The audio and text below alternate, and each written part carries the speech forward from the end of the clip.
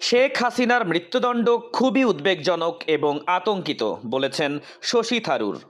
বাংলাদেশের সাবেক প্রধানমন্ত্রী শেখ হাসিনার মৃত্যুদণ্ডের রায় উদ্বেগজনক বলে মন্তব্য করেছেন ভারতের কংগ্রেস নেতা শশী থারুর। তিনি বলেন, মৃত্যুদণ্ডের পক্ষে নন তিনি, তাই এই রায় তাকে আতঙ্কিত করেছে।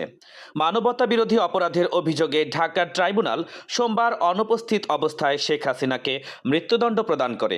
একই মামলায় সাবেক স্বরাষ্ট্রমন্ত্রী আসাদুজ্জামান খান কামালকেও মৃত্যুদণ্ড দেয়া হয় এবং সাবেক আইজিপি চৌধুরী আবদুল্লাহ আল মামুনকে 5 বছরের কারাদণ্ডে দণ্ডিত করা হয়।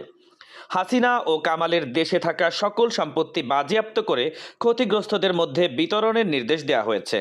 বিবিসি জানিয়েছে, রায় ভারতের জন্য জটিল পরিস্থিতি সৃষ্টি করেছে। বাংলাদেশ ইতোমধ্যেই শেখ হাসিনাকে ফেরত চেয়ে 2 বার প্রত্যর্পণ অনুরোধ পাঠিয়েছে, তবে ভারত এতে সাড়া দেয়নি। ক্ষমতায় থাকা সময়ে শেখ হাসিনা ভারতের সঙ্গে ভালো সম্পর্ক গড়ে তুলেছিলেন, আর ভারতের রাজনৈতিক দলগুলো তাকে ফেরত না পাঠানোর পক্ষে, যা দেশটিকে বেকায়দায় ফেলেছে।